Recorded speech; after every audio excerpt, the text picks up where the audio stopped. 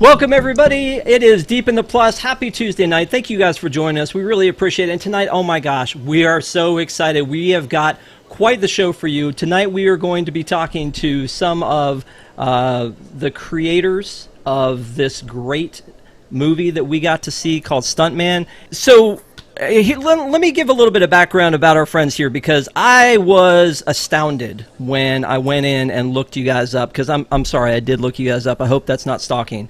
So for Kurt, I pulled up some of your catalog here. So there is this Bosco, this tiki movie that we are definitely got to talk about.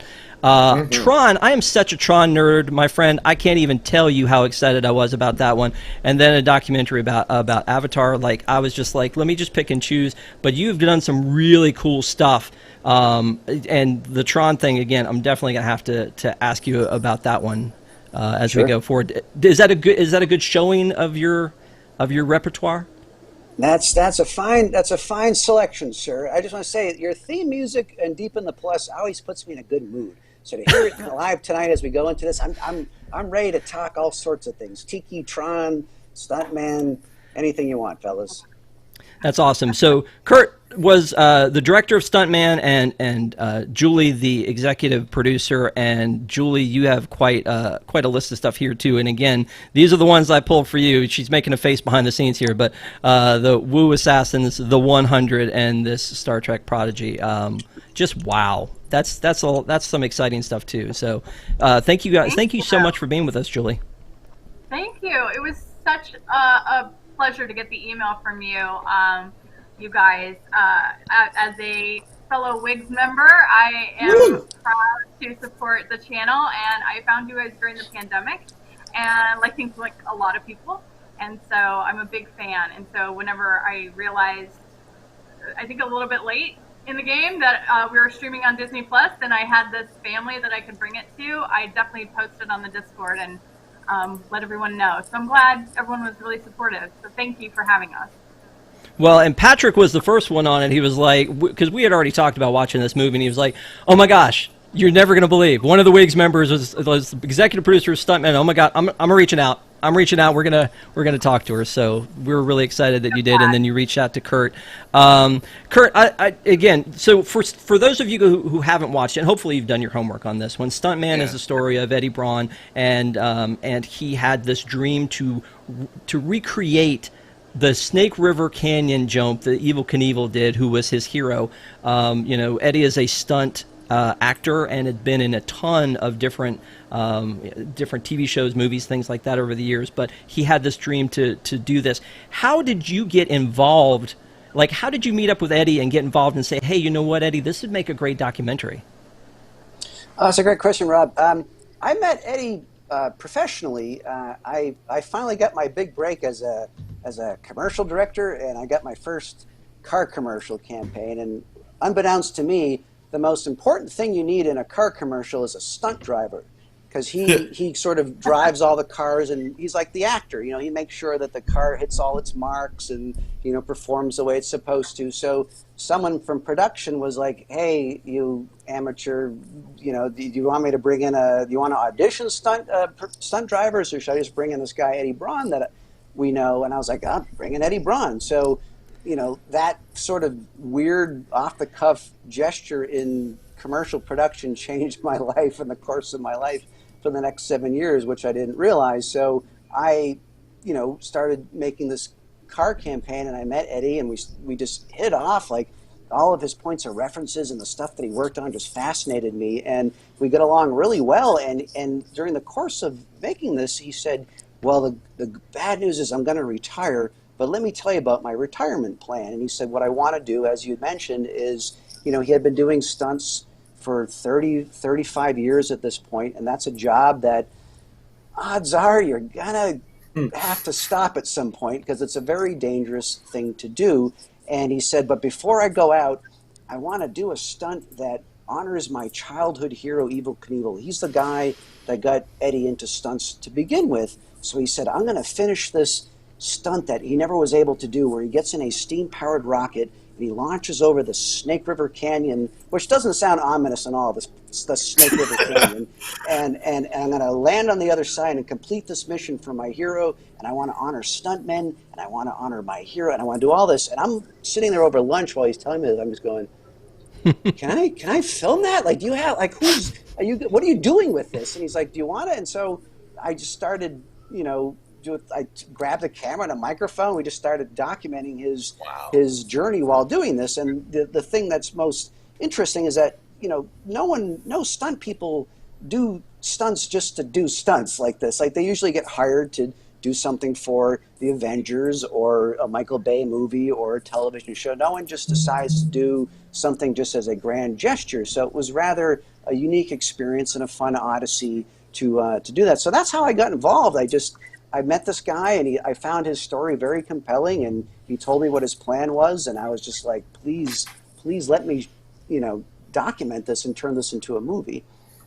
One of the things that really bothers me about stunt people and stunt actors is they don't get the kind of pomp and circumstance award ceremony that they deserve. It always bothers me that there's not an Academy Award for stunts, especially in this day and age when the mega blockbuster is what dominates the movie theater. It's really surprising. And so I looked, and Eddie has been nominated for 6 awards. The Screen Actors Guild, of course, gives it, which is fantastic. And there's the World Stunt Awards, but I didn't know about them until, watching this and doing a little more research. I mean, the guy's a legend. Yeah, and he's very humble, too. And he makes a joke about Brad Pitt playing Clint Booth. He's like, so you can get an Oscar playing a stuntman.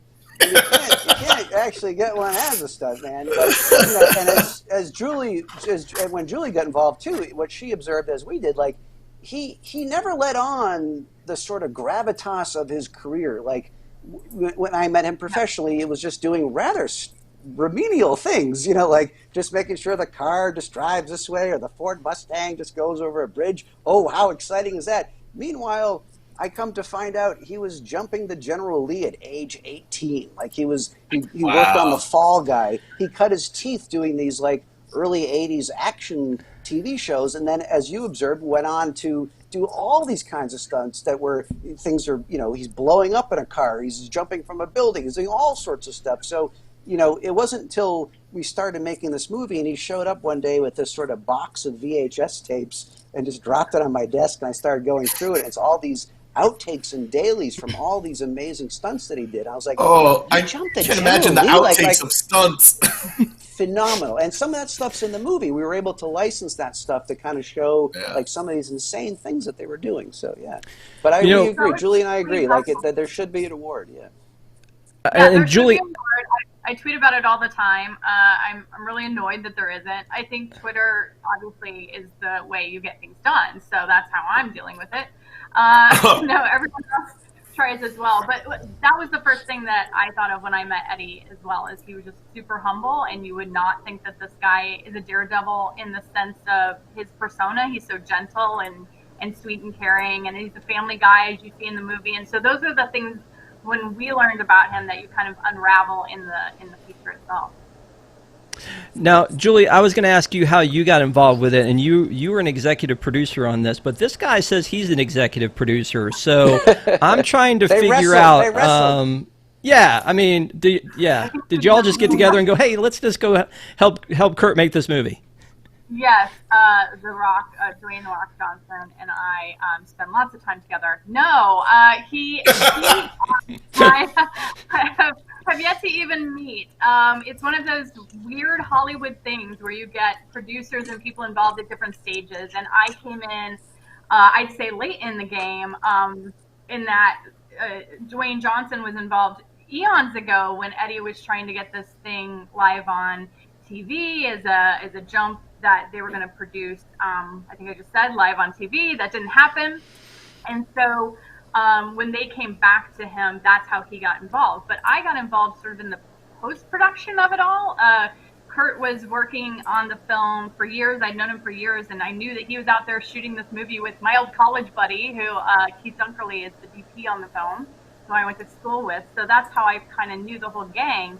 And when I sort of reconnected with Kurt years later, he just sort of had the movie sitting in a can. And me being a writer, I made him tell me the story, and we sort of figured it out together and actually made it a narration, made it a, journey, choice, and consequence, a 3-act structure of a documentary. Because I think in documentary there's just so much footage and there's so much to choose from. You can get really lost in the weeds. So I was sort of there hacking away with my knife for Kurt a little bit. That's all that I contributed.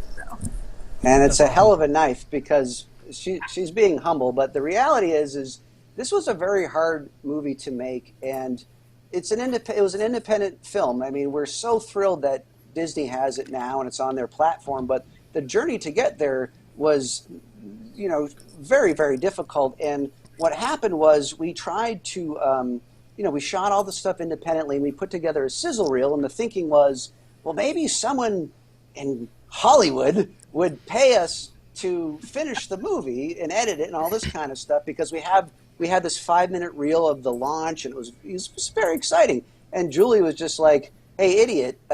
So now someone's going to pay you to make your passion project? That's not." She's looking. She literally has the rules of Hollywood in a book. She's like, "Yeah, it doesn't say it's not.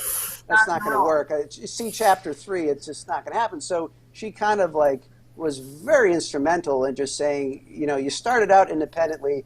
You're going to finish that way. No one's going to do this for you. And so I was like, crap, all right. And we didn't have any money to hire an editor. I wanted to hire a documentary editor to put this together. So Julie and I just went, okay, we just started, putting this thing together. And what was amazing about Julie is that by coming in the place that she came in, she didn't have all the emotional baggage to all the frames of footage that we all did. So she was far more ruthless with that knife. She could say, well, that's boring. Take that out. That's a stupid shot. But Julie, somebody almost died making that. It doesn't matter. Slow the story down. You're like, okay. So, I'll tell you, you mentioned Keith Dunkerley as the director of photography. I was astonished at how beautiful this was, especially the final scenes. Going back to my own background, I studied, film as art for a long time in college. I always dreamed about making it big, but hey, I'm on YouTube, so you're making it big, buddy. You're making it big. Who's laughing now? Yeah, all those professors, a lot of them, all the skills that it took to make these shots. I mean, you have a GoPro, and then there's these professional cameras, and everything's just coming together, and it created this beautiful, tense scene. And even, you got the lens flare going on. I think you get sued if you use that too much, though. Someone might have a copyright on that. That's Keith, man. All that stuff was naturally occurring. And, they say there's, movie gods.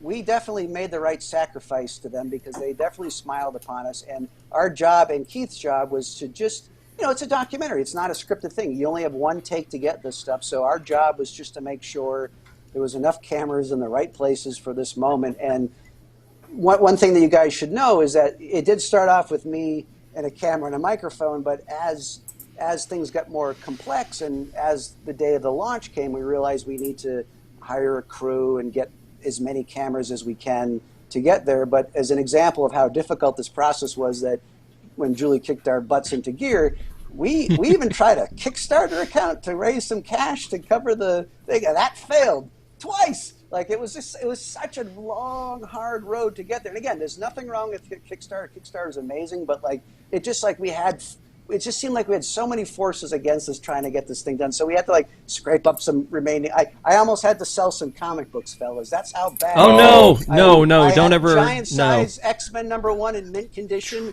that was on the chopping block. I was like, if I'm gonna have to get, if it's between that and a camera that I need, it's gonna have to be the camera. Fortunately, it didn't get that way. We were able to get some cash to get that scene that you guys were talking about. So. Yeah, don't ever sell your comics. I treasure mine.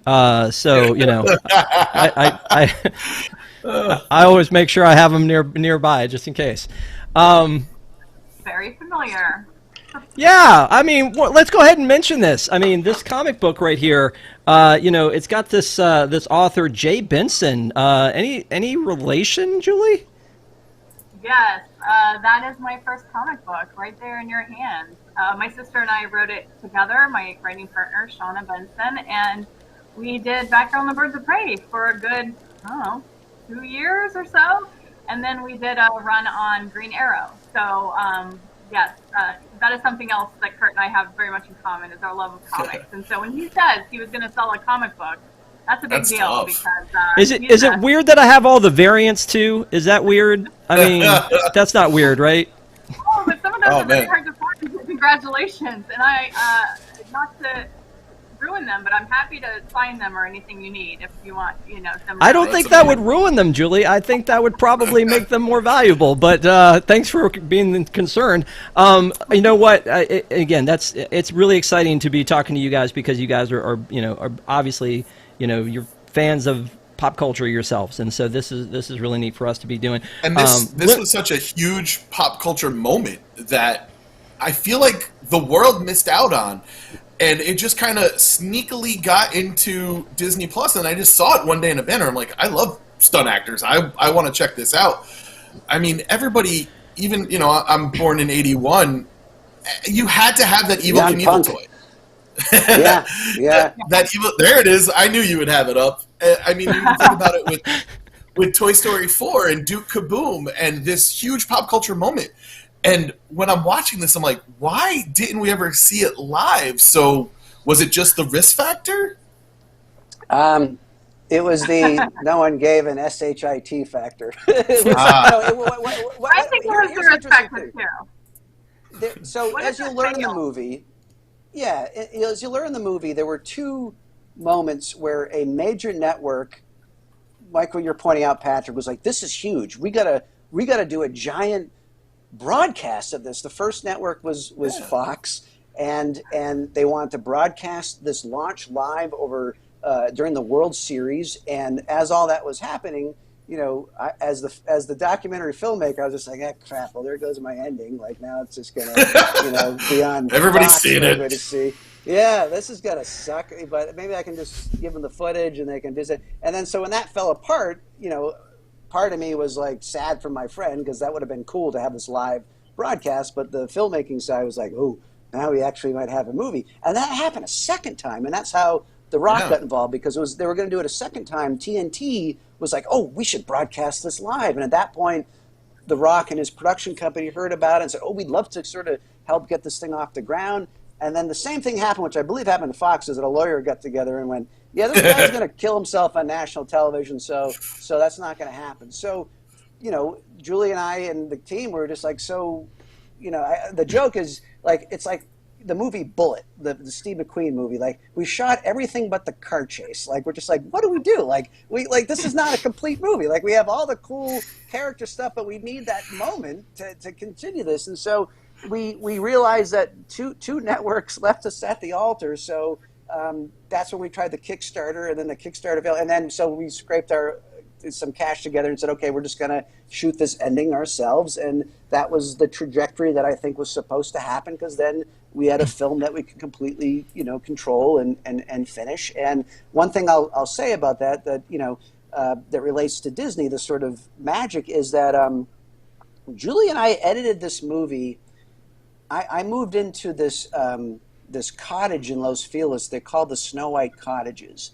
And for Disney historians, what people need to know is that the very first studio that Walt set up was the Hyperion Studios. It's now a Gelson's. I get my eggs and my whiskey there every day.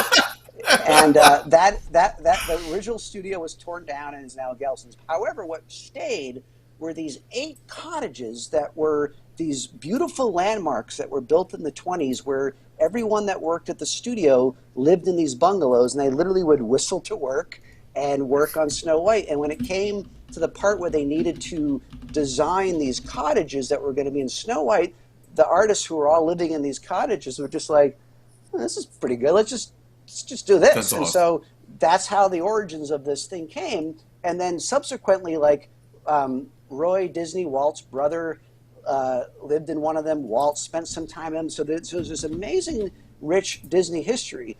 Unbeknownst to Julie and I, we're putting this movie together in that exact same cottage. But I have to say, fellas, we started the movie in a different location, and it was okay. It was all right. There was something wrong with the second act. We just couldn't figure out what it was. As soon as we moved my life / editorial room into this thing, like, it just opened up. There was just this magical energy. It just made sense, and so it just kind of came together. And Julie's a witness to this. And then we finished the movie, and then nothing happened. Nobody wanted the movie. And then one day we get this call that Disney wants to buy it, and we're just like, holy fucking shit! Sorry, I didn't mind. Sorry. But like we were just like, could not believe that's what happened, because again, like, what are the odds of that? That you're tolling away on this independent thing that you have no idea what's going to happen in this place that, like, we swear the ghost of Walt and Roy were hanging out with us. Like, hey fellas, that's looking pretty good. Take about 10 frames off that one shot, you'll be fine. But like, yeah, their ghosts were guiding us, and it's just so weird that they're the ones that, Those cottages are still there. If anyone's in LA, you can always look them up or Google them, but they're there, and they're so charming. And yeah, it was so weird to realize that the Gelsons was the studio, because I knew it my whole life. He had his original studio on Hyperion, and yeah, it didn't make sense to me because I couldn't see it. And then when you go back and look at the old photo, especially of the studio on Hyperion, you're like, oh yeah, that's the Gelsons. There's the parking lot. Oh my gosh, that's where Kurt used to live, at the cottages. Yeah, it's very surreal. So I think we definitely had a lot of Disney magic in that cut, for sure. That was awesome. All right, so let me ask you this: did it ever get? I mean, you clearly show the frustration that Eddie was going through this, and obviously this was happening for you too, because this is your movie about his journey, and he gets like, it's going to be on TV, but it's not, and he's got this going, and they do the test run, and that doesn't work, and again, that's the story and the narrative of what you're building here. But this is over what? How many years were you picking up and putting this project down? It's a great question. We started it in late 2013, and that's when Eddie and I met, and that's when we started shooting. And then, the launch itself, after all the stuff happened, was around 2016, and then Julie and I just started editing all of 2017, and then we sort of finished this sort of what we call the festival version in 2018, where it was good enough to show to audience. It was good enough to kind of get out there and possibly get other people interested to sort of come aboard as either executive producers or to help sell the movie. And then that took a good 2 years. And again, Disney bought it and showed interest in acquiring it before DisneyPlus was even a thing. And part of their whole thing was like, hey, we want this to be on our platform. And I was just like, what's Disney Plus? Like, it was still kind of early in the game, and we didn't quite fully understand the magnitude of what that meant. And then when they acquired it, they had asked us to just, something a studio never does. They said, can you make it a little longer and add some more family stuff in there? And we're like, all right. And so what you're seeing now is a slightly longer version than what we finished as the festival version. But yes, it was very. We lived it. We lived this. We lived the frustrations. There were just so many highs and lows, and it's so nice to be able to talk to you fellas now with this finish line, because we did not see this coming. Like I joked, like when The Rock came aboard, he and his production company was very interested when it was going to be that second live broadcast. And then when we finished the film, the thinking was, the advice we got was, either you need a big festival, you need someone to be a Godfather executive producer. But all this advice was just like, good luck with that, kids, And through happenstance, The Rock and his company remembered when this thing was going to be a live event, and then they saw the film, and once they did it, like, how can we help? Like, let's get involved. And so they really helped us get that extended version made, and helped us get us into Disney, because up until that point, the call we would get is, who doesn't like us this week? And the sales agent would be like, all right, these guys don't want it, these guys don't want it, these guys don't want it. And I remember talking with, Julie and the gang, we're just like, get the rule book of Hollywood out, Julie. Like, we did everything right. Like, we made a good movie. We got The Rock attached. Why are we getting the only distribution deal was like this Canadian cable access channel wanted it? Like, it was so strange. It was such a strange scenario. I kick myself because I do look back on that entire process, and at the time I even said I should be making a documentary about the making of this documentary, because it's taking this long, and there's so many interesting stories and twists and turns within that. But yeah, no, it was a lot. I never gave up hope, though. I think even though things got dark for a very long time, I was always like, it's just got to get in the right hands. You got to be patient. Patience is not one of my virtues, but I always push it on other people. So I definitely push that on Kurt a lot. If Julie's being patient during this, then we could be patient during this. So, yeah. Patrick, what were you going to say, Patrick? I think your patience paid off. I mean, I think you should have known what you had. I was looking over, and you took the award at the Los Angeles Film Festival. I think that's amazing. And more eyeballs need to get on this, and I hope our show gets that, because this is really, really good. This is compelling television movie. I didn't look at my phone once except to text Rob, because I was worried you weren't going to show the launch in the last act. I was like, they're not going to show the launch. I'm going to be so mad if they don't show the launch. That's going to be a new review thing. I only looked at my phone once. Yeah. You know, like how many times you look at your phone? It's like the reverse 5 stars. Like how many times you looked at your phone? Yeah. Right. 1 star, 1 phone flip. Yeah, exactly.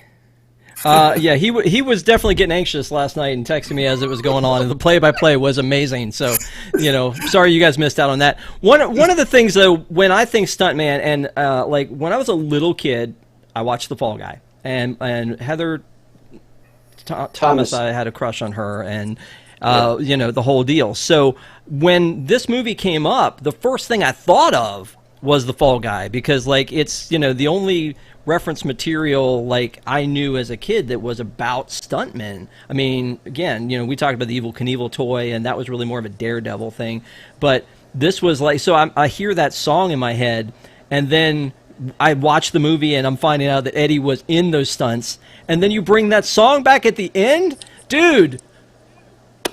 Fantastic. And that version, oh my gosh, that's on my permanent playlist. I love that song. I'm so happy to hear that. Oh, it was the perfect piece at the end. I know I'm jumping ahead a little bit, but just to hear that song, that was really cool, because the lyrics kind of explain like the life of a stuntman. I mean, behind the scenes, and not, I think that was brilliant. I love that piece. The Rocket Man piece, again, that. Oh my God, that was so good. That song. I was stunned. That version, again, love Sir Elton John. Love him. That version, again, is now my new favorite. That Rocket Man song with Slash. It was just so good. So those 2 songs, man, music is a big driver for me. So hearing those 2, that was really neat. I'm glad I came on this YouTube show. This has been very, very nice. I'm really glad. Jeremy, the other music of the movie, how amazing Jeremy was. Oh yeah, as Julie's pointing out, the score is done by our buddy Jeremy Zuckerman, who composed all of Avatar: The Last Airbender and Legend of Korra, and like he's been a friend for a very long time. And he said, I've always wanted to work. I worked with him on a couple of things, but as soon as we knew this was going to be a movie and we needed a score, he was our first phone call, and he said, I'm going to assemble an orchestra of electric guitars for this. And I was like, okay. Wow. And so all what you're hearing is literally like 30 guitars all playing all at once. And his theme for Evil was like this French horn. So he had a great the music. I'm glad you guys picked up on that, because music's a big thing for us, and the score was very important. And the Unknown Stuntman, the Fall Guy theme, we always wanted to end it with that. And it's a funny story behind that is, well, first of all, the original song on the TV show Fall Guy, it's sung by Lee Majors, and legend has it that you didn't know that, Patrick? I'm a youngin. When it opens up, he's like, I'm not the kind of kiss and tell, but I've been seen with Farrah, and it's like because he was married to Farrah Fawcett. No, sorry, that's exactly it. And then legend has it, Glenn Larson, the showrunner, claims that they wrote that song first, and that's what they pitched to the network. They just played the song, and the network went, all right, you got a green light, fellas. And so that's how that thing goes. But anyway, Julie and I went through. My job was that easy. So many versions of that song. Yeah, we found this one guy on YouTube, did a great job, but we couldn't figure out how to track him down. And so we auditioned a few people, and some of them were like, not so good. And then we finally found a buddy, the guy who mixed our film, who's also a genius. This guy Dean Hurley. He's David Lynch's main guy. He does all his sound design and mixing it. And he introduced us this guy named Stoll Vaughn, who I don't know if you ever saw the Twin Peaks revival TV show. At the end of each episode, they had some band playing. He was one of the band guys that were at the end of one of the episodes, and he had played some amazing sort of like country acoustic thing. Like, who's that guy? And we're like, would you like to do the cover of the Fall Guy song? And he was like, and he knew exactly what we were talking about, and he sent a few versions. We tried to get Eddie Vedder, but he respectfully declined. But that's for the sequel. You did get Slash. How did Slash come about? Slash came about because he knew Eddie for they worked together in a couple of things, and when it was going to be a live big broadcast on Fox, they wanted some theme song that was going to be like the big thing that would, as he's going in the air, during the World Series live on television, hopefully not dying, they were going to play Slash's version of Rocket Man. So that sort of was birthed out of this notion that that's what would be the sort of proverbial theme song for the live event, which never happened, thank God, because then we wouldn't have a movie. So. But I just want to say something that Julie's hand, what you read in those comics are like the tip of the iceberg of her mastery of storytelling. Because everyone always asks me, how would you describe this film? And I'm always like, it's a nonfiction superhero action film. Like, it somehow follows the structure of a Hollywood film, but all that came from Julie's observation and her guidance in this. And what was amazing about the fact that, like, we didn't have to force anything. I think, what's really important when people see this film, it's not like we force this man's life into this sort of Hollywood structure. It just sort of naturally happened because he just lived this life that was, fit this whole thing. So it fit perfectly, especially when you started talking about Truax and the story of one guy trying to sort of be the hero and do the thing that his hero couldn't do. Very comic book, very superhero. And then on the other hand, you had the son of a rocket designer trying to rebuild the rocket and sort of avenge his father's name, in the sense of, he was always blamed, I think, Kurt, for the Evel Knievel's rocket not working was sort of the reason that this all went wrong for Evel Knievel. So his son decided he wanted to, right that wrong. And so when Kurt started telling me all these bits and bobs of, things that he wanted to tell, it was just immediately clear to me what the through line would be. And were you in your second act? I think there was a moment where Kurt had a second act break that would have just completely told you the ending. And just with my outsider perspective, to be able to say, don't show that bit, wait till the end, then he could see it. Because of course, when you're making the film and you're there for the 7 years of shooting all the pieces, he knows exactly what he has and wants to show it all. But sometimes, you have to kind of hold back. And that's the only storytelling that we did, was just when to add a scene and when to remove. But like Kurt said, it all made sense. It all it was there from the jump. Can I ask you a question? And I don't know whose idea was it. Whose idea was it to cast this guy in the movie? Oh God. That guy. Yeah.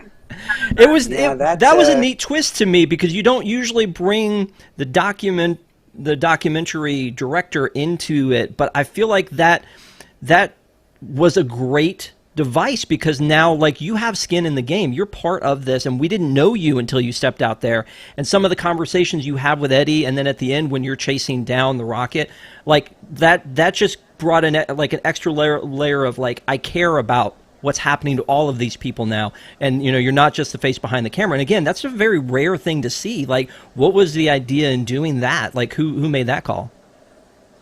Rob, you're really good, man. First, you're hitting the music. You're hitting this. New favorite person. That's a very interesting question. That scene.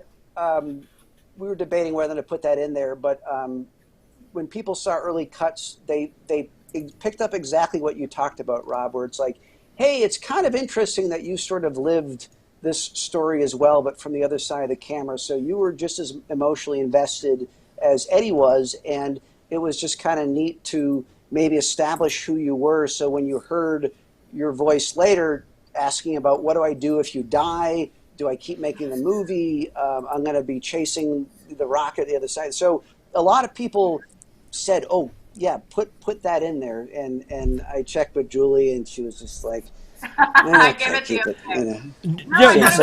Once Julie was in, that was it. Yeah, that moment you're talking about, though. That moment you're talking about, though, when he says it's like this is like it's a love letter to my family. You're like if he doesn't make it, this is a love letter to his family. I mean I'm not gonna say I was crying, but I could have been.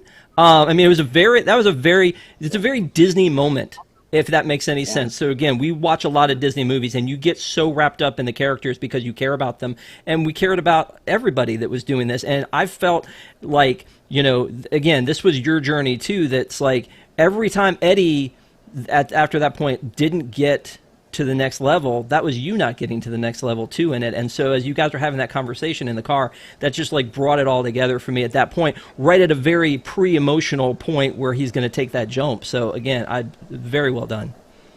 Oh, thank you very much. No, it was like I said, it was an odd decision, but it seemed to work, and it's very surreal because I kind of forgot that scene was in there, and then I was watching it on Disney. I'm like, oh yeah. I think it was a really important scene for the narrative, because you want to feel, the audience at that moment in the movie especially, we're wanting to feel like we're not being lied to, or we're going to be tricked into something either not happening or somebody maybe not making it. You want to feel a little bit of emotional stability in that moment of the movie, and to have the director come on screen and have those same concerns that you had as a viewer, I think allows the audience to kind of take a breath and go with the ride a little bit longer, because it's such an intense movie. And there's funny moments in this movie too. I noticed a few people were talking about how funny it was, and I forgot that these stunt guys, they're just like total old Hollywood dudes, and they just have all these great stories and all these. What was the thing that? Oh God, what did Connie call it? Kurt, whenever the random. Oh, a swag.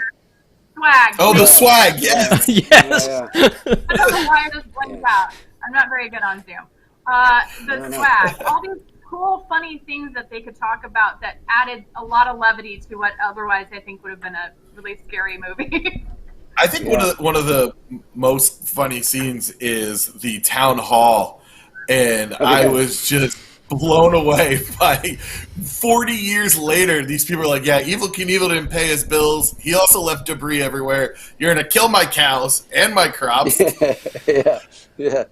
Yeah. That's what happens when you hire the Hell's Angels to work security the first time 40 years beforehand. It just leaves a bad taste. But I think for your audiences, which is interesting to know, is that this first attempt in '74 was the world's first pay-per-view. It was like the first time they ever tried this format where they were going to broadcast in theaters, where you would basically buy a movie ticket to watch a live broadcast of something. So it was an experiment in form, and Evel was promoting this for a good 3 or 4 or 5 years up until this point. And I always made this joke that they already had the Sky Cycle toy and all that stuff already on the market. So he's the bravest toy salesman that has ever lived. Like he just was doing these things to promote his toys and lunchbox and stuff. So when it didn't go well, and it almost killed him, and it was a failed attempt,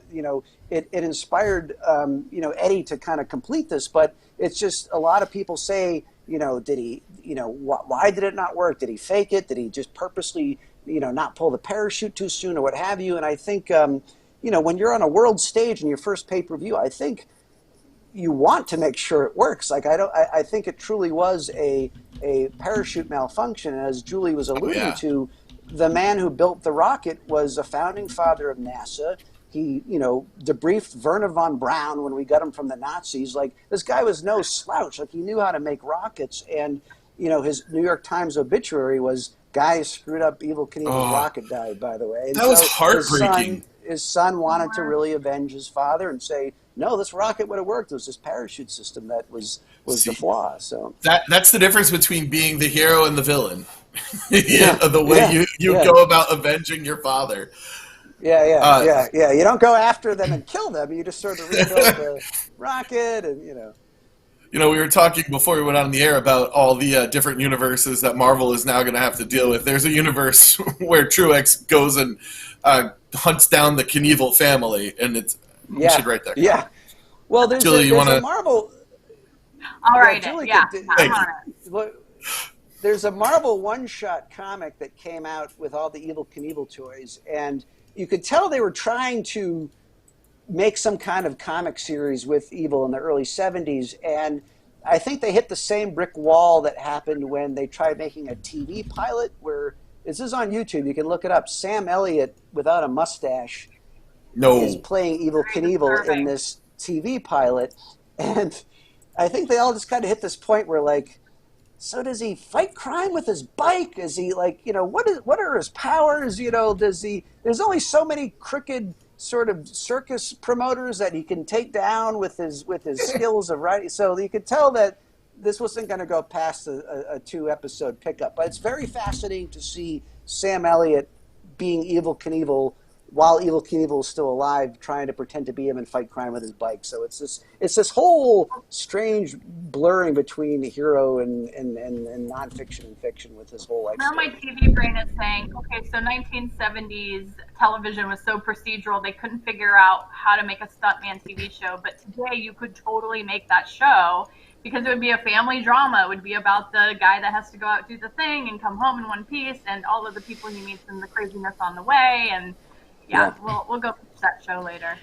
Hey, as a Disney dork, real quick, Patrick, I'm looking at this and the Evel Knievel X2, and then I'm looking at the Mission Space X2, and I'm like, what is that? Is it possible that there was somebody who built Mission Space that was a huge Evel Knievel fan? Oh, absolutely. Possible. With the family drama stuff, it really hit me because his daughter's name is Cecilia, spelled exactly the same way as my daughter. And then when he's asking his son to walk them down the aisle if he doesn't make it, I was literally biting a hole in my lip to keep from bawling because the actual Cecilia was asleep upstairs and we cannot wake her. It's the dude. If you notice that scene, the camera's very shaky, and Keith Dunkerley is fantastic. He wasn't there that day. That was me, and I'm like, should I be witnessing this? Because this is a very personal family moment. I'm like shaking, trying not to cry either. So I'm glad you felt that, because I was beside the emotion was there as well too. It was the thing that would be a very hard good therapy session. Good. That's what we were looking for, man. As long as you walk away with this or something, then we're all better for it. The fact, like, what struck me is that this is a very supportive family, obviously, because he does something very dangerous for a living, and the family is just there for him through all of it. And yet, with this specific thing, this is the thing that he feels like his entire life has been leading up to. He says, "Bye, y'all," and he leaves, and they stay home. And I'm like, what the ever loving? What? But I mean, I guess I kind of get it. Like, you don't want to see him in peril if he's. But I mean, none of them. That's a great observation. So this didn't make the movie. The sort of mantra that we had was, if we didn't capture it, we're not going to put it in. So there's, like, again, so much other stuff that happened outside of our lenses that, we heard about that, like, oh, that would have been a great scene, but we didn't document. So we weren't about to, recreate it or whatever. We wanted this to be very thing. And the story he told me, because I asked him, I said, why didn't your family want to come? And he said, well, I brought them one day to work, and we were doing this sort of gnarly stunt for, I think it was Transformers or something. And, he gets in this car, and the stunt was, he does this thing. It's similar to how the movie opens, where they have this bomb in the back of the car that they activate, which explodes, and so they can flip the car over. And he's in this, doing this, and when he gets out, he's okay, but he looks out, and his kids are freaked out. Like, they're, like, crying, and they're like, because they didn't quite fully understand. And I think as a father, he's like, note to self, never bring kids to work ever again, because because you just don't know until you try it. So that's why he was just like, in case this goes wrong, I don't want them there. So that was his decision. Again, that was one of those things I guess could have been clear in the film, but our mantra was like, if we didn't shoot it, we're not gonna recreate it and be like some bad reality show like, so Eddie, why didn't you, like, we didn't want to do that. So yeah. Come on, man, don't ruin my Survivor casting. They'll look this up. So let me ask you this. So, the stunt itself is what the whole thing leads up to, and it actually starts with it, which, again, you don't know what's going on. It's very kind of disorienting. They're taking off, but you really don't know what's happening, and everybody's, flying around, and it looks like something's gone wrong. And then they say, and then, you open with the title Stuntman, and then you go into the family, and it's kind of like, then we go on that journey. And now here we are back at the end, back at the launch. And once the launch happens, and I think, Patrick, you may have said, like, my heart is pounding, he better make it. We're all on that ride with him, and just the way that the camera angles are, and just you can see the the panic in him, and what's happening, and how scared he is. And then the launch happens, and spoiler, if you guys have not watched this, and you should have done your homework, but he gets over the canyon, and we don't know if he's okay, and there's silence, and silence is deafening. Oh my gosh, that choice to do that again was one where I'm like, okay, we're like, your heart has stopped, like, is he okay? Like, what goes into that kind of thing when you guys, like, because you were the editor of this whole thing, right? So you guys put this together. I mean, I don't know, like, how do you figure out that that's the thing to do, because you had me hooked? Well, thank you. That it was very easy, because that's what happened. I mean, we were there on the ground, and we'll tell you guys sort of, I guess, exclusively, but so what happened on the day of, I always, I had a choice. Do I want to be on the launch side, or do I want to be the landing side? As the director, we obviously had a lot of camera crews, and there's a mile difference between where he's going to launch and where he's going to land. So I said, okay, well, the historic stuff, the most important stuff, as a director, I want to be with the crew that's on the landing side. So I go way over the other side, and we had a crew on the launch side, and crews, standing by, ready to get it. And the sort of plan was, hey, you'll hear over the radio a 5-minute warning, then the 30-second warning, then the 10-second warning, and then we'll go. And all of a sudden, there's this mad scramble and panic on the radio, and I didn't quite understand what was going on. And what had happened is the mechanics of the rocket was so much so that it's a steam-powered rocket. So they're basically boiling water to, like, thousands of degrees to create this pressure to basically launch him. And what they realized is one of the gauges were off. And they said, there's essentially too much fuel in the tank.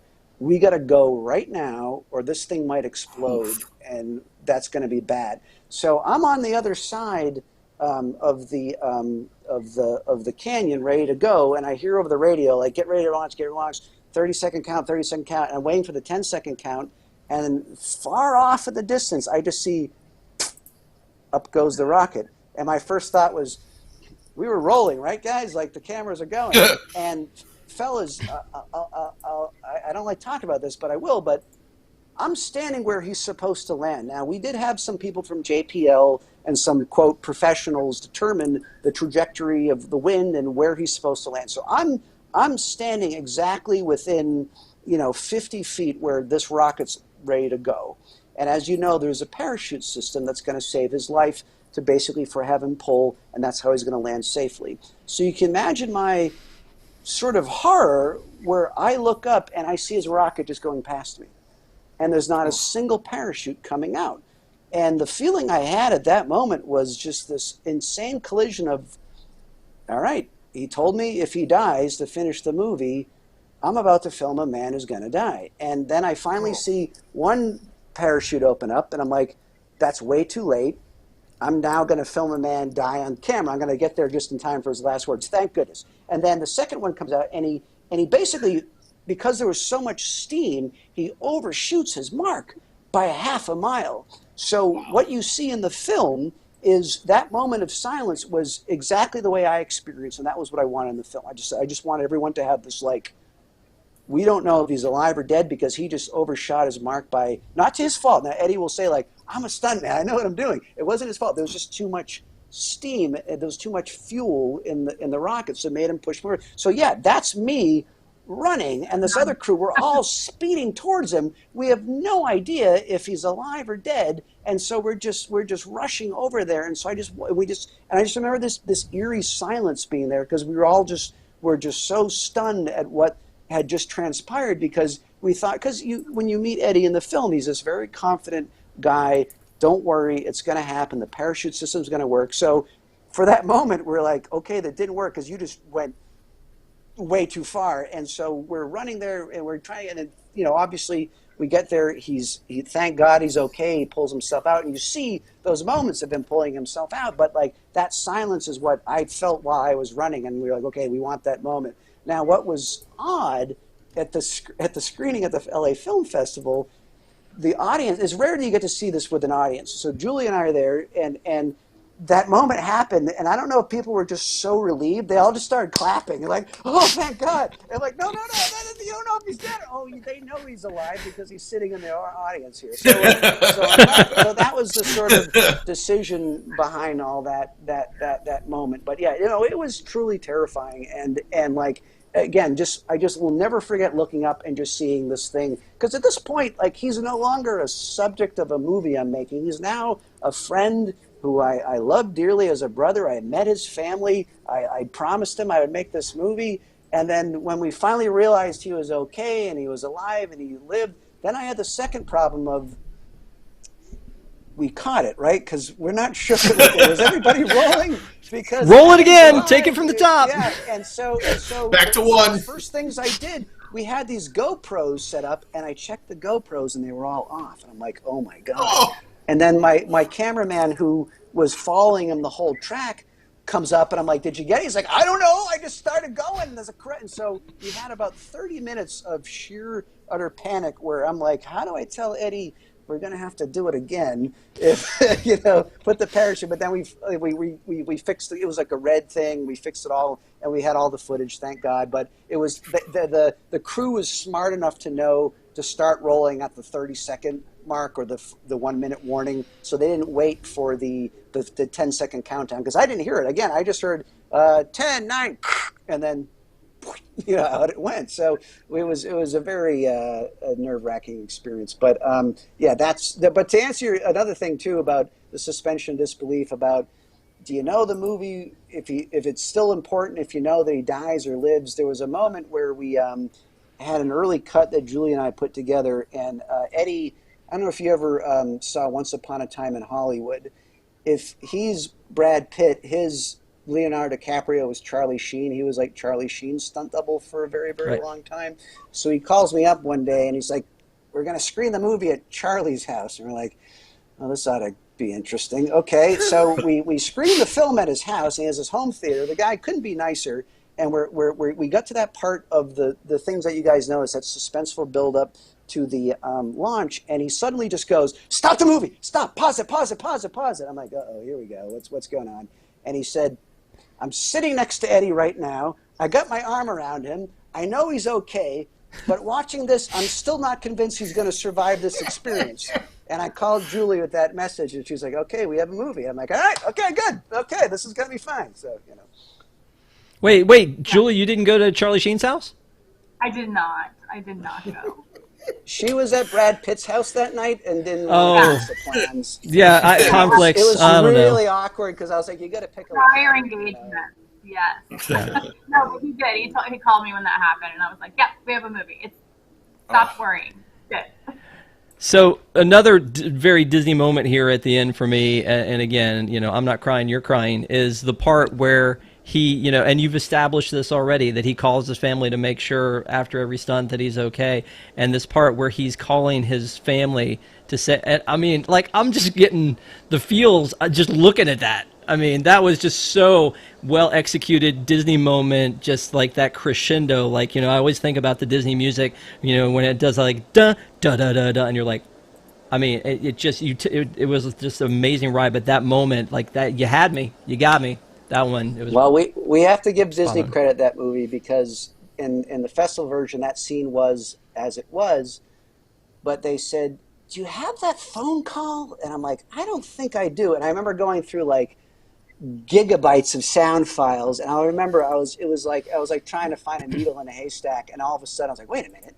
And I found the call. I was like, "Oh my God." I was like, "We found it." And so that was their note of like, because the version Julie and I finished, like it was nice, it was good, like you definitely had everything picture wise happen, but the actual audio I found, later after they kind of pushed us to try and find that. I was more being lazy. I'm like, oh God, where's that call? Like, I have to go all these hard drives, got to open it back up again. But I'm glad that we have to give them credit for that. That Disney moment was literally a Disney moment. So. Well, one of our other Wigs members actually had a question for you earlier that said, "How nervous were you, Kurt, about Eddie actually pulling this off, and being unharmed?" Because we were all nervous. Like, you were talking about Charlie Sheen. We were all nervous with you at that moment. Like, but how nervous were you at that time? Is what they want to know. It's a great question. I was extremely nervous, and mainly because, as Julie mentioned, those sort of elder statesmen of those stuntmen that were sort of the Greek chorus in the movie, they would sort of chime in with these sort of fun anecdotes about Eddie's career. These guys are, I liken them to the Justice Society of America. Like, they're like the golden age heroes that have seen it all. They've done it all. Nothing sort of surprises them or whatever. I know it's the other comic company, but when I saw them on the day of the launch, when they had fear and concern in their faces, that's when I went, "Oh, that's not a good sign." And so, to answer the question, I was nervous about making sure, as a director, I got the quote proverbial shot that we need to get of the actual stunt. But that part was sort of easy because, like, okay, the cameras are in place, we know where to go, we've already scouted the location. So as a film, we knew we were in the right spots to sort of capture this. So then I had time to kind of let it sink in of like, should my friend be doing this? Like this, like, because when you're standing at the edge of that gorge and you're looking at this thing, and then you look at this tin can, you're like, this may not be a good idea. Like Evel Knievel couldn't even pull this off, and that man pulled a lot of stuff off. So I was incredibly nervous, and part of what we tried to do was, capture the feelings we all had on that day while watching that. Well, you as the audience would be right there with us, feeling what we were feeling. So the fact that you were, is a great sign, and it's very good to hear. Sorry, I made everybody nervous and tense, but funny enough, one of the Disney legal people who, when they acquired the film, said, I had to stop the movie. I couldn't finish it. And we were like, "Oh, you're still gonna buy it, right?" Because like, just trust us. It ends. Yeah, it's good. Yeah. But they were so overwhelmed and freaked out, they had to stop the movie. So I was like, okay, well, that's good. Don't stop it because it all works out. So we pick out details of so many things when we're looking through this, and one of the things that I saw in the special thanks section was special thanks Travis Tritt and special thanks Johnny Knoxville. Travis Tritt is a friend of Eddie's actually, and had offered to also write some music, and was just like, like all the special thanks for Julie, myself, everybody. Like, you just want to put all whoever makes that list are people who just like gave us the pep talk to keep going, And Travis was definitely someone that told Eddie to keep going, and Johnny Knoxville. He produced a really great documentary about Evel Knievel called Being Evil, I think, Being Evil. So he did like the quintessential Evel Knievel documentary, and very early on was aware of what we were doing, and also similar, like, you'll get there. He didn't give us any money or help us out, but he definitely gave us some pep talk. So moral support. Those moral support. The list of moral support. Yes.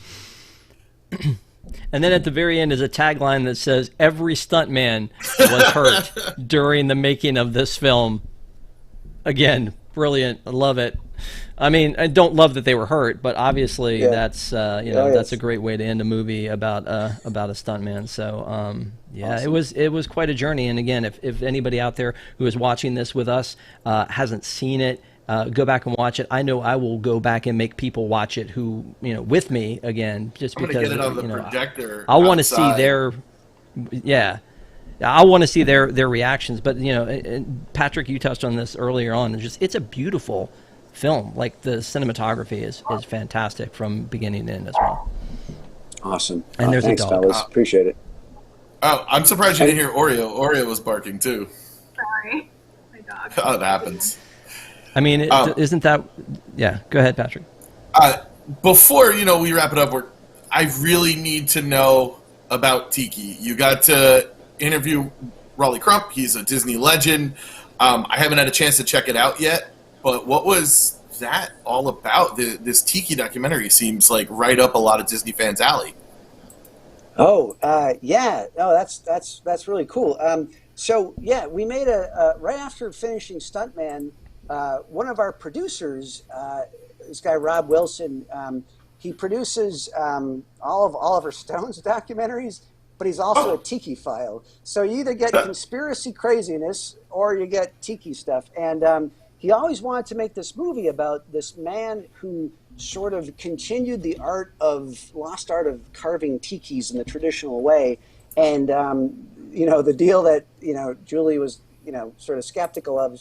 He said, "You don't have to pay me to help you finish Stuntman, but if you guys want to make this movie about Tiki, that'd be a good trade." And we're like, all right. So I knew nothing about any of this stuff. So I had a very clean, fresh perspective. And I've always said, like, I don't have any kids. You guys have kids. You should tell them, kids, if you ever want to learn about something, make a documentary, because man, oh man, you really get to learn a lot of stuff. So anyway, we made this film, and along the way, we find out that one of this man's early inspiration is he met Raleigh Crump early in his career, who basically gave him all this great advice on how to like carve stuff, and really just kind of gave him as Julie said, the proverbial pep talk you need to kind of keep going, because he was like the only guy still like carving tikis, and he's like, why, and so there's no one else to really talk about it except for Raleigh. And we wound up meeting Raleigh, and we filmed him, and we did a nice little interview, and he told us all about the origins of the Enchanted Tiki Room, because he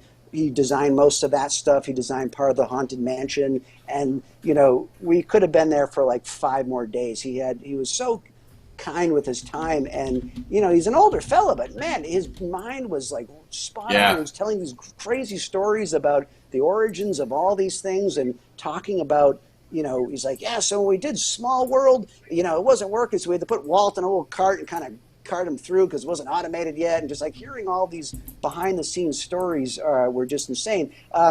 We're not sure exactly where this Tiki movie is going to be to stream. We're still sort of sorting that out, but you guys will be our first phone call once we let you know about how all that comes in. But yeah, Rolly's in it. This guy Bosco who did all the stuff, and I don't know if you guys like Tiki cocktails, but there's a whole subplot about that, because the reasons why we have Tiki cocktails today is because this one guy decoded all the original recipes from the 30s that were written in code so no one would steal them. So that's fine then, but back in 1990, people were like, I want to make a Tiki drink, but they're all in code. Like, what's the recipe? So it's all about like, uncovering the stuff of civilization and stuff. Yeah.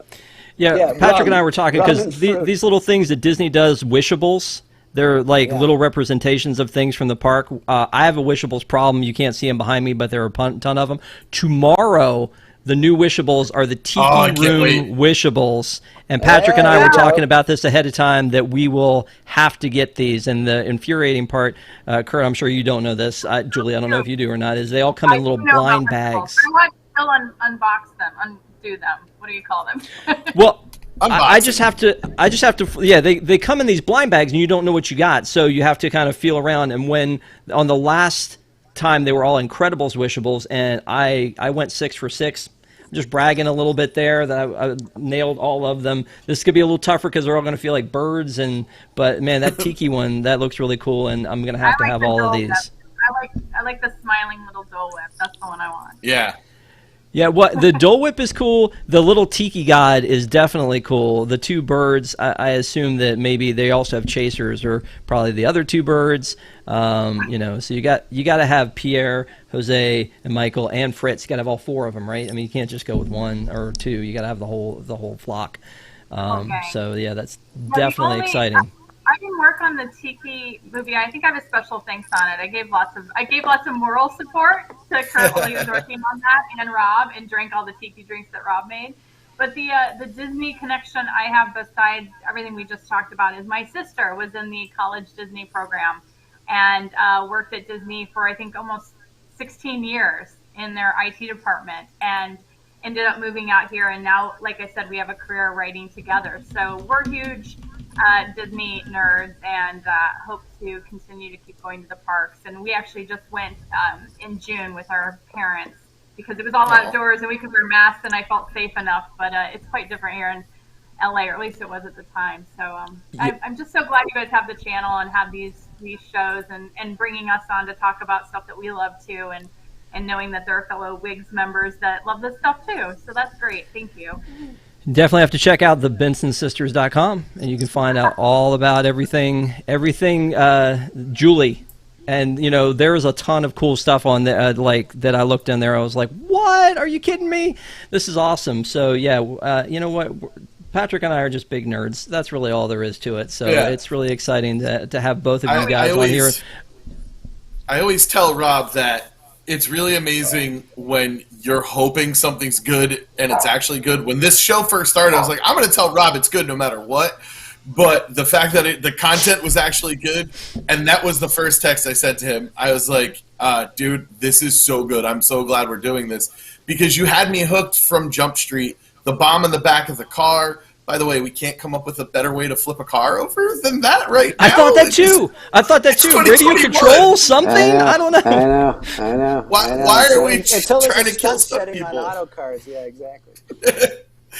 But this is an amazing documentary. I hope if we at least got 10 new eyeballs to it and made 10 new fans, and I hope we get to talk to you again, because I would love to talk about all things Tiki. And Julie, being a wig, you know how we feel about you. Hopefully, when things calm down, you'll be at one of the next events. And this is just an amazing work, and I'm so honored to have the chance to talk to you guys. This is great. Thank you. Hey, before you go, normally we ask if you would, like Patrick, if you would recommend this movie. There's no way we're going to do that. But what I do want to ask is, this is going to sound a little weird, but just because we're talking to Disney people, I want to hear from each of you your favorite Disney thing, whether it's a park, a character, or a movie. And I'm going to start with Julie, because I feel like you probably have a deeper bench for this kind of stuff. My favorite Disney thing are the women that worked in Imagineering. I think that's why I was really excited when Ink and Paint started on your channel, because I thought we were going to talk about all the amazing Imagineers, all the women. And that's something that I am really passionate about, and I'm studying a lot about right now. My dream would be to make a show about that, set it in a time period that's sort of Mad Men, and show the progression of the Imagineers, and specifically focusing on the women. That's something I'm really passionate about, and hearing their stories and hearing about the romances, obviously Mark and Alice Davis and everyone involved there. So that's sort of my new passion about Disney. My old passion is I still have a Pirates of the Caribbean, one of the old school metallic heavy guns that you'd pull the thing back. Wooden, and it was metal and heavy, and I have a very risque photo of me very young with no clothes on, so we won't share it, but with the gun tucked in my underwear very proudly. So I still own that gun, and I don't know if that's worth anything or not, but it's worth something. So. Well, that's Tom. Kurt, can you one up that? I don't know. That's that bar set pretty high. I had been naked as a kid with guns but I at least had a cape on to just make sure my butt was covered. But that gun. My favorite Disney thing, honestly, I watched that the American Masters documentary on sort of Walt's story. I still go back to that idea of here's a guy who, just much like Evel Knievel, just kept trying. He kind of failed. He had this whole other idea for this whole other cartoon series. He lost the copyright for all that. Like he ran out of money, and he just kind of like, I just feel like his story is just a great lesson of any artist who just is just like, keep holding on, guys, and don't give up. And if you have a vision, kind of keep going. Like, I know it seems sort of myopic and basic, but like I still kind of think about that, because you obviously, Disney is what it is now, but it really kind of was forged by this dude who just didn't give up. And I think that's just a powerful lesson for anybody. And so that's sort of my favorite Disney thing. I still like Julie's Naked Gun situation better, though. But, is that where they came not up the with Leslie for the Nielsen Naked version. Gun? Yeah, exactly. Yeah. Like, guys, we got a show. There's this kid. She's 2 years old in Chicago. Any last thoughts, guys? Well, I'm just going to hope say before we go. Watches it. I hope everyone gets a chance to watch it. You can watch it with your family. You can watch it by yourself. You might cry. You might laugh. I hope you do all the above. You'll definitely be impressed. And I think you'll walk away with this feeling that, not that you're going to go jump a canyon or do anything crazy, but you do have this inspiration to kind of, as Kurt said, follow your dreams and not give up. Because if there's ever been anyone just like Walt, who was told no a lot of times, boy, so was Eddie Braun, and that happened to him. So, and we have it on film, and you can watch it. Yeah. Sure. Yeah, the Rock definitely says don't try this at home, so he checks our box for that. I was just saying before we started rolling on the show, I just I appreciate you guys' perspective on some of the Marvel films, so we sort of reviewed them and sort of your sort of analysis of like Civil War and stuff. So hearing that same voice enjoying something we made is very flattering and an honor. So thanks, fellas, for having us on, and thanks for liking it. I appreciate it. So. Awesome. And thank you guys so much for joining us. This has been amazing. Thank you for watching. And, please pass this along to everybody. We want to get the word out about this movie. It is amazing. You do not want to miss this. It's on DisneyPlus. It's Stuntman. Thank you, Kurt. Thank you, Julie, for being here with us tonight. Thank you, Patrick, for being here. And I just want to finish with this one last line from the movie that Eddie reads. It says, "In life, success is achieved by those who try and keep trying." Thanks a lot. Have a great night, guys. Bye.